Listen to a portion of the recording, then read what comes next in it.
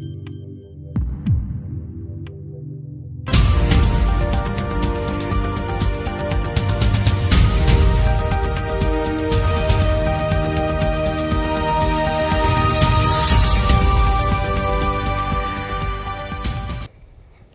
আলাইকুম।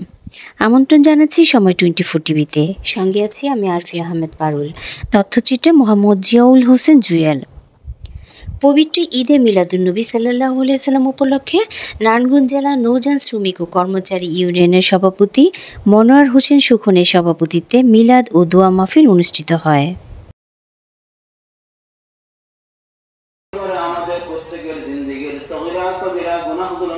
পরবর্তী সংবাদ দেখার জন্য আমন্ত্রণ রইল। আমাদের সাথে থাকার জন্য ধন্যবাদ।